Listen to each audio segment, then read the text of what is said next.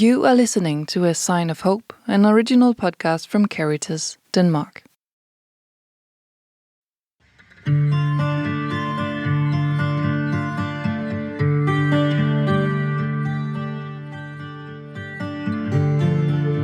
The fish, the candle, and the rosary, they're all symbols of the Christian faith.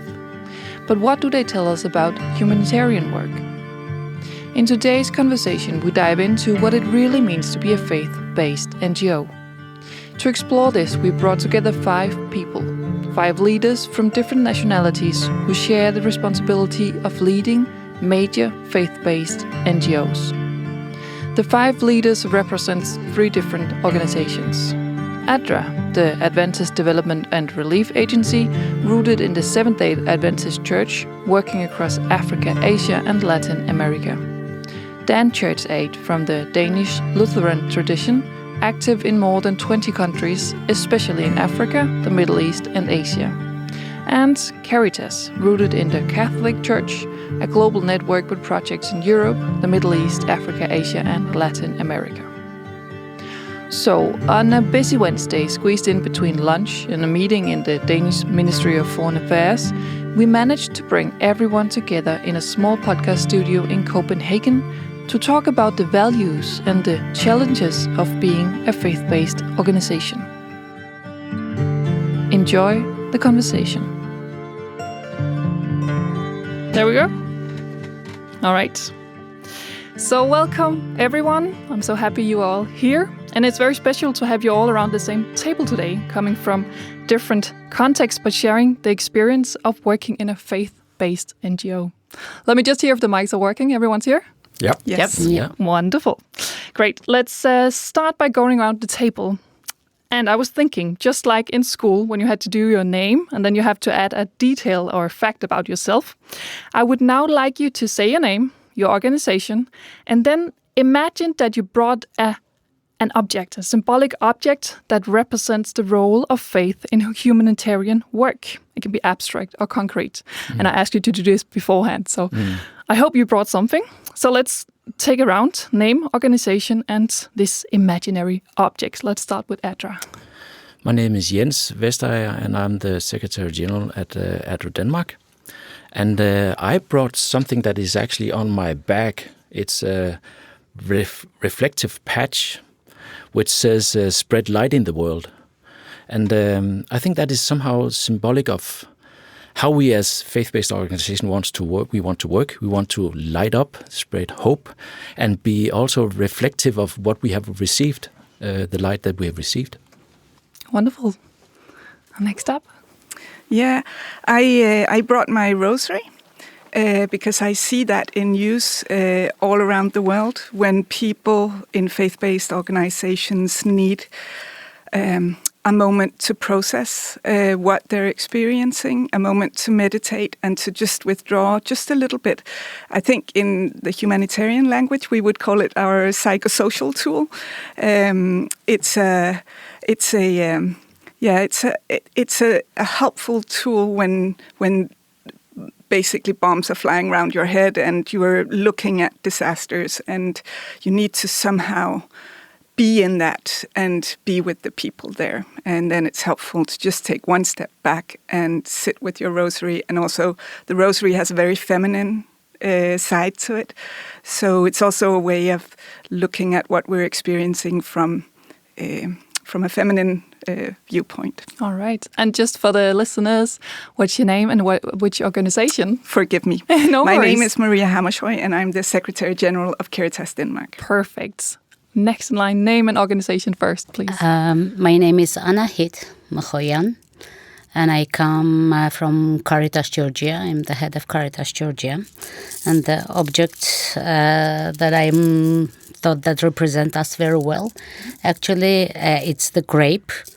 And that's the beauty of the culture and also represent the religion, the Christianity in Georgia.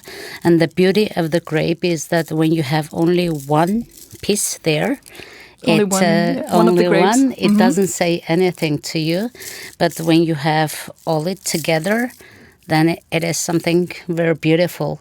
And we can say that Caritas and our work represent this being all together that can make the beauty for the world.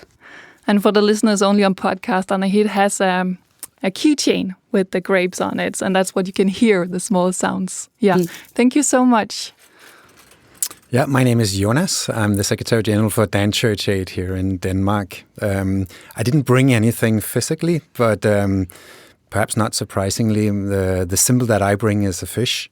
The logo of DCA, or DanChurchAid, represents a fish and a bread. And in many ways, I think it's a constant reminder to us that we need to share.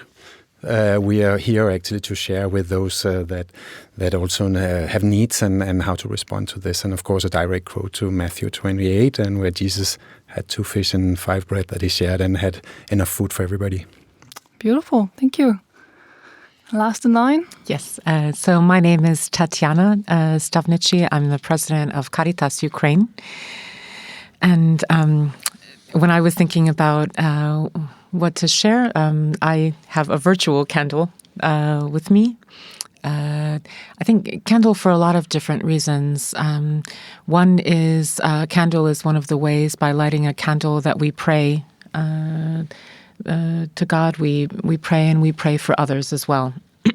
But I think even more the symbolism for us has been that when there's a disaster and it seems that there's darkness all around, and you light one candle, you start with one candle and you light it, and it creates a light in the room, and then you light another candle and another candle and another candle and another candle, and together those candles light up an entire space, and they create beauty in the darkness.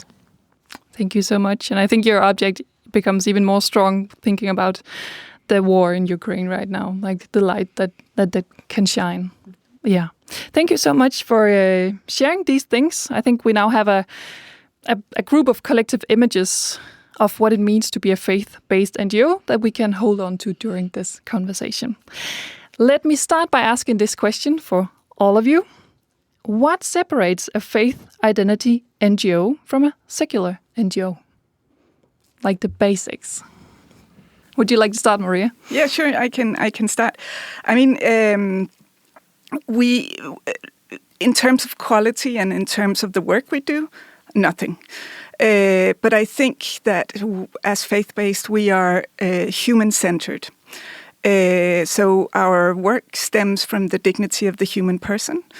So, I think all NGOs are very big defenders of the Human Rights Charter, and so are we, of course. But human dignity to us is not something that is given by a court of law or given by a government, or it's because every person is created in the image of God. So we're always looking for that divinity inside the other person, and always looking at the person in front of us, and then looking at how can we support. But having said that, what we do is basically the same as everyone else, and we work with state agencies and so on. So in terms of our quality standards and the way we do meal monitoring, evaluation, learning, and so on, it's the same thing. But we are very human based. So it's mostly human centered, I would say. Yeah.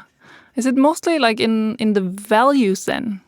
Can you say it like that? Well, I think I very much agree with what Maria said, but it's very much linked to the why of the organization. Your organizations can define what they do and how they do it, but some cannot really define their why. And I think our why very much comes from what you said, the dignity that is inherent in every human being.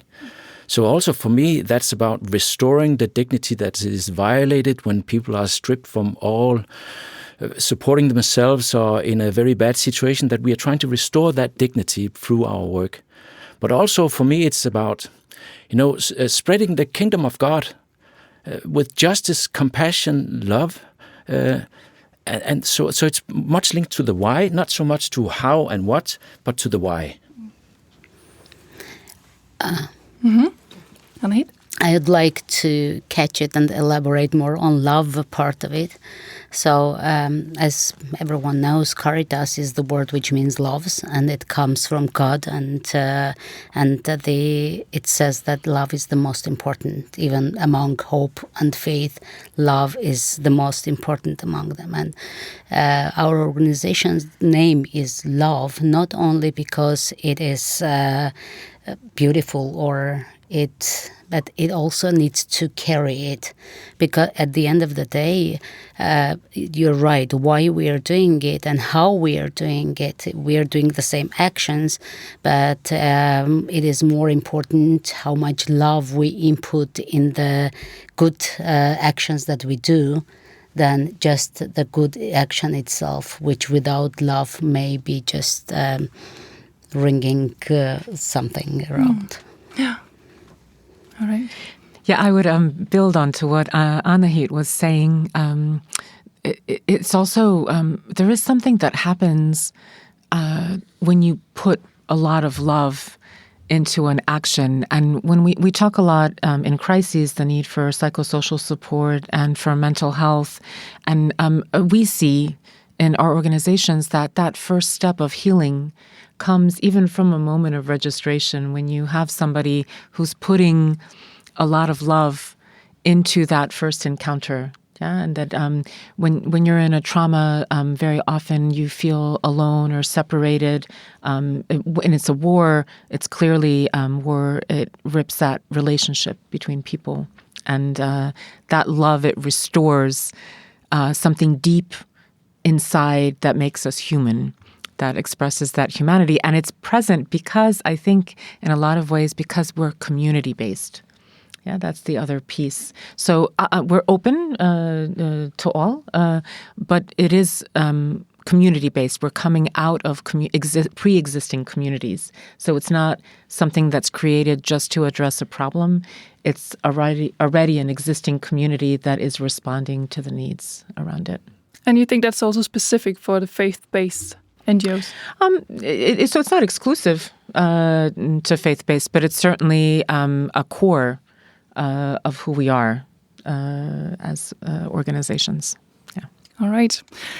Jonas, unless you have something to, Just a short one, I think, because now you've spoken about love, and I think there's also faith and hope. And to me, the hope element in us being faith-based organization actually carries a responsibility also to connect hope and action. And I mean, you brought the light as the symbol, and I think that's quite important to us, and especially in times now where I actually think there is a call to us, which is more strong than I've heard in many years actually, that people are looking for that hope. Where should it come from, and how do we make it not a hope which is too distant to actually believe in, but something that concretely can make a change to a better world than what we are right now experiencing. And there, I think actually faith-based organizations have a crucial role to play. Yeah. All right. So there's something with hope. There's something with community. There's something about the why.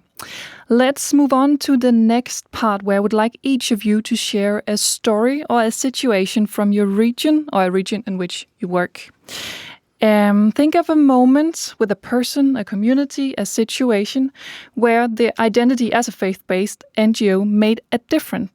It can be positive or it can be more challenging. If we go around again, let's start with you, Jens. Yeah, I come to think about last time I was in South Sudan, up in a very rural area, and I met with all the faith-based actors in that region or in that area, and that was a committee that was established because the Adventist Church, which we normally not work so closely with, they had taken the initiative to bring all the faith-based actors, all the churches and the Muslims together, because there was a problem with peace and access to certain areas. People could not walk from the one village to the other. And they came together and discussed how they could, foster and promote peace as a concerted effort. And they, went together, not two Adventist pastors, but maybe an Adventist together with a Catholic pastor, together to promote this as a unity. And the result was actually access in the area, peace in the area. And it's something that other organizations, even the UN, had made an attempt to do, but they failed. But once the peace or the faith-based actors came together, united, it made a huge difference. And that really, it was very emotional to hear that story, because it meant so much to that local community. Yeah, they made a difference where others couldn't make a difference before. How about you, Miriam? I was actually going to tell a similar story, so I don't want to repeat that. But at the moment, I am following on social media our Caritas in Gaza and the parish there. And they decided, when there was this recently an evacuation order of North Gaza, where they have their compounds and churches and so on, and the resilience of them as faith-based actors is so strong in a very, very difficult situation. So when the evacuation order came, they said, our mission is to be among the victims of war and the poorest of the poor and those who need us. So there's no way we can leave them. So they're still in there. And when I see, they're at Mass and you can hear the bombs exploding just outside the church, I think that is a very, very strong testimony to the resilience of the faith communities. And that goes for many different faith communities, I should say, that they are there before, after, and during the wars, the disasters, the whatever. One of the problems these days is that we are actually, while combating natural disasters, we are combating all these man-made disasters who really aren't necessary.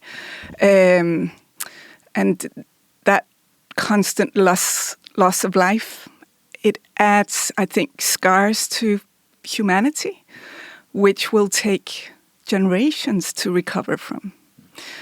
And in that the resilience of the faith community is staying with the poorest, staying with the victims. I could say the same for Ukraine, but and Armenia as well. But anyway. Yeah, all right. Thank you so much for sharing that as well. Resilience is a theme as well. Anahit, you are in a region with a lot of different religions. How does this come across being a faith-based NGO? What have you experienced? I'll take the challenge to speak about the challenges. The thing is, when you say that you're a faith-based organization, it is not one thing for everyone being a faith-based organization, because besides being a faith-based, you have you're connected to one church, which is a separate, they're kind of divided too. It's not that we are always ideally in unity, or we don't have the conflicts and fights among ourselves. And in Georgia, we have almost homogeneous Orthodox Church, which is very conservative and sometimes being faith-based, but we are strongly identified as Catholic organization. I had a moment, it was in 2016 yet, when I just joined Caritas Georgia. We were reforming the volunteers movement, and I asked one of the Catholic workers to do the formation of the Heart for the Volunteers group, which was not only Catholic, but it is mainly Orthodox people. And what happened during that shifted a lot in the way of working that we have done. The Catholic person started doing the prayer in a Catholic way. So there is a way of making prayer too, like we have to identify how different we are as well in order to keep up with commonalities. And what happened is that the Catholic way of prayer, some of the Orthodox volunteers just stood up and walked out of the room and never returned. And that action was pushed us to think about our mission. What is our goal? Is it about pushing our identity so hard that it may offend other identities, or we want to create unity and strong force in unity. And what we have done, we started basing on commonalities mainly. So every action that we're deciding that we do, we decide on commonalities of all different, because it is there two Oriental churches, Latin Church, also in Catholic, there is so much diversity there. And it is a lot of work also to keep up with the commonalities we have, so that we keep up unity, and the unity is the thing which creates multiple effects in reality. So knowing also what is specific for the faith, and you can actually offend by doing stuff, by doing rituals and stuff, and finding the commonalities instead. Instead, yes. Thank you so much also for sharing something that's a little bit more of a struggle. Yeah. Jonas? Yeah, perhaps interestingly enough, a little bit the opposite actually, when I was thinking about a good example.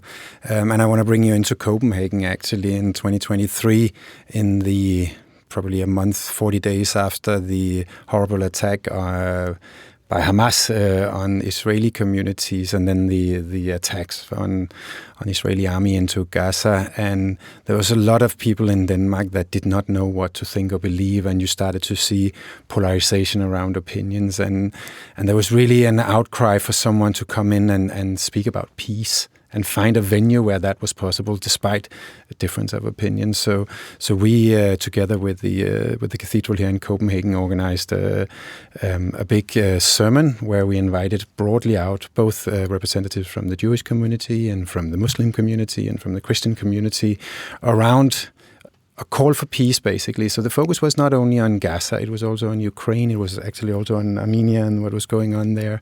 And it was a completely full church, and many came afterwards and said they were looking for that space where we could actually be together and pray and look for something. So that convening power of faith-based organization, I think, is something that's quite unique and important to highlight. Beautiful. All right, let's finish this first round with you, Anahit. So I'd like to share a story from one of our local Caritas in Poltava. So when you work as a humanitarian response organization, you have lots of people coming in for assistance, especially for food and basic things like hygiene, and then shelter. And there was this one. We had this one case where a woman came in for assistance. It was a sectoral assistance, something very particular. They went through the registration form, and our staff member noticed that it was the middle of winter and she was wearing shoes that were completely inappropriate for the season. She had obviously left and didn't have what was needed. And so she took her own boots off and shared it with that person.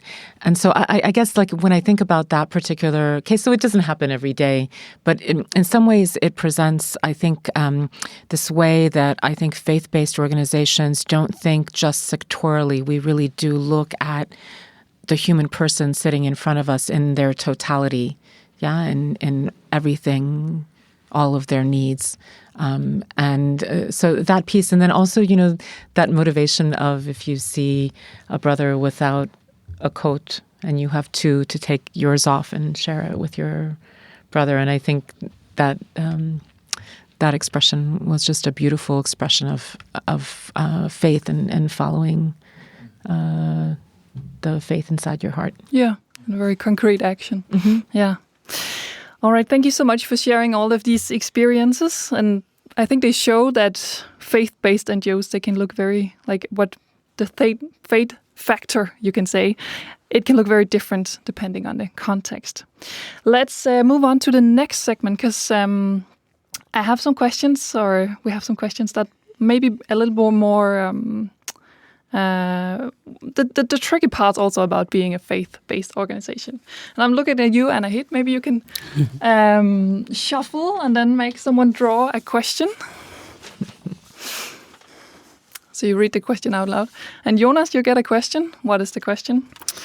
When many partner organizations in the global south are also faith-based, how do you ensure support doesn't only go to Christian communities and individuals? And if you have an answer, you're welcome to, and everyone else welcome to join in with their perspective as well. Like, how do we not favor Christian people being a faith-based or Christian-based NGO? Tetiana? I think that's actually a really simple answer because we are motivated by need, the need that we see in front of us, and we respond to need, period. And also, we would never ask. Yeah, we don't. Yeah, we also don't ask. What religion do you have? We'd never ask. Yeah, it's not. It's from. I don't know. For us, it's not even a question.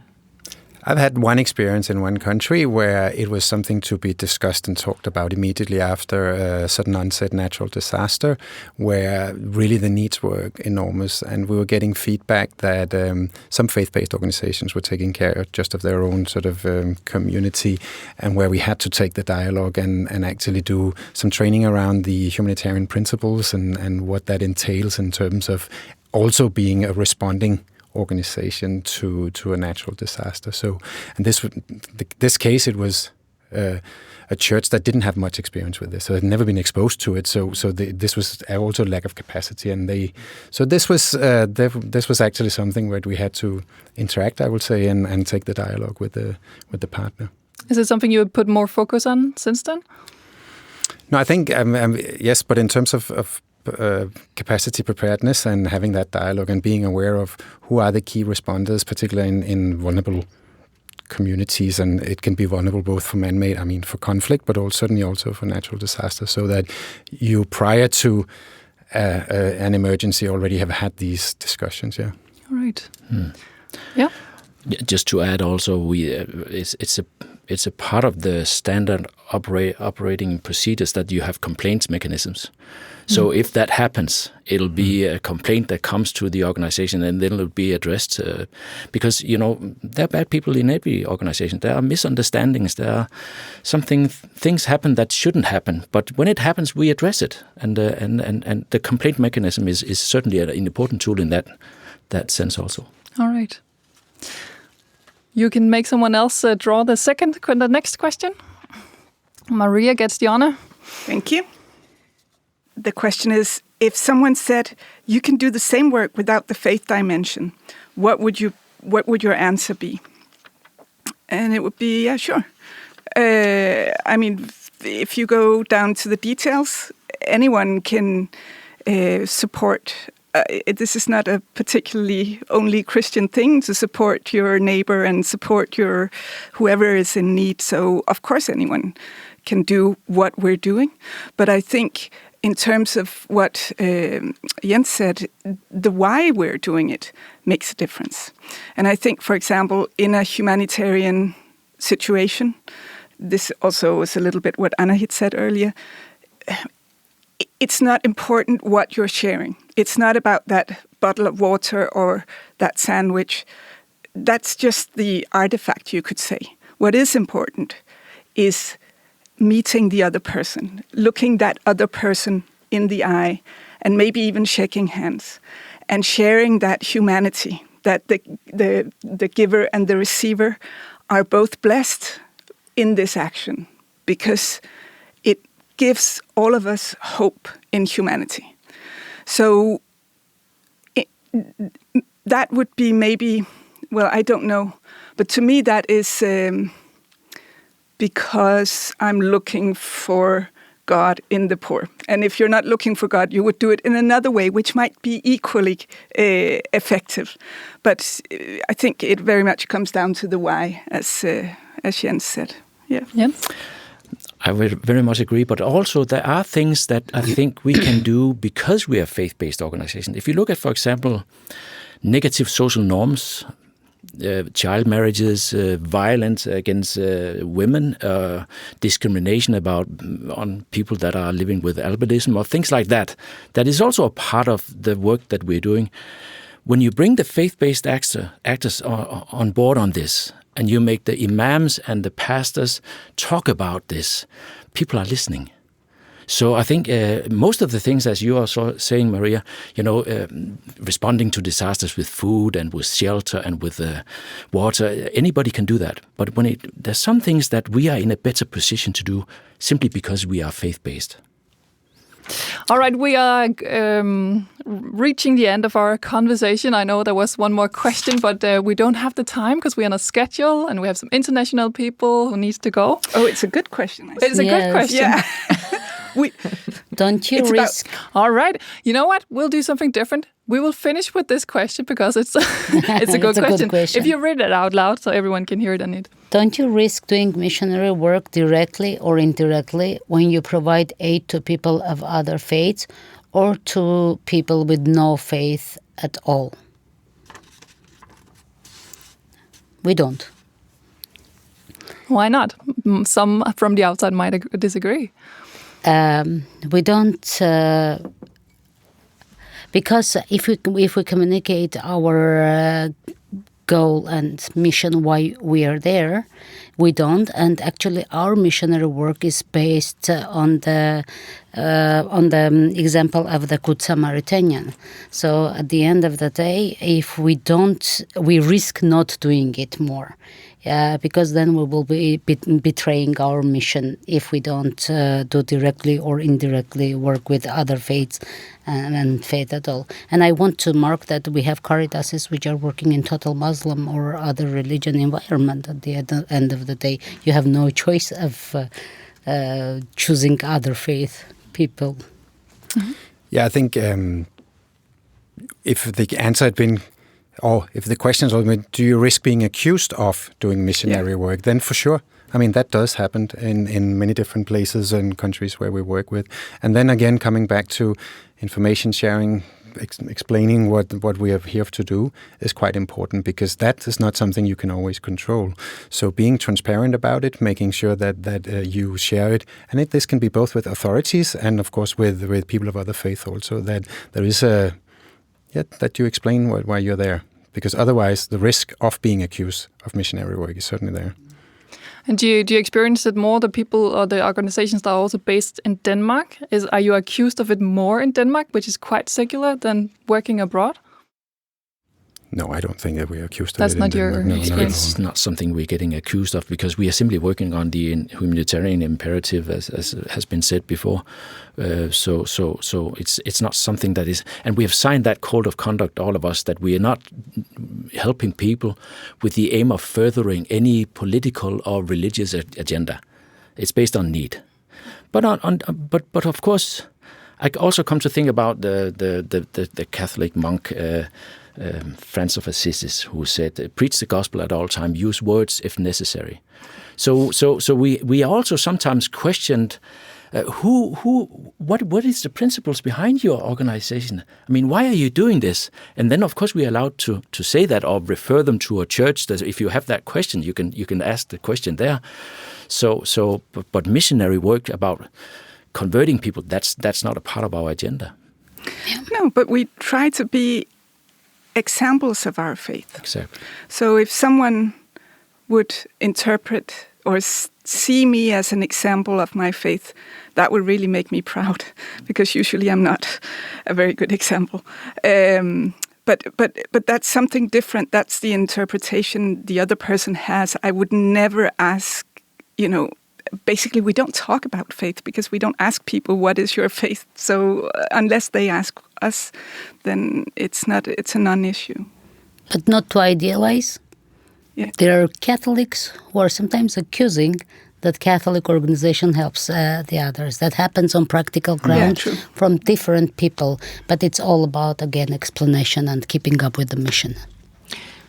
Yeah, I Final think, comment from you. Yeah, Tetiana. I think I'm glad Anahit mentioned mission. Yeah, because I think that's when you look at an organization, an NGO, and we all are NGOs, we have a mission. Yeah, and that mission is very human. It's about humanity, and it's about helping your neighbor, which is something that everyone can ascribe to. Yeah, that's a mission that echoes with a lot of people. Yeah, and I think that if you look at that focus and that mission, that's what we have to share. And I think it's well received in most contexts You've come across. All right. Perfect. Thank you so much. We will end here. Thank you, Jens, Tetiana, Jonas, Anahit, and Maria. Thank you so much for being here today and sharing. Thanks for having us. Yeah. A Sign of Hope is produced by the podcast agency Here and published by Caritas Denmark with support from DANIDA, Denmark's Development Corporation. You can learn more about the work of Caritas, ADRA and DanChurchAid in the show notes. Thank you for your time and thank you for listening. And remember to see, to listen and to feel the world around you, the one close to you, but also remember that there is a bigger world out there too.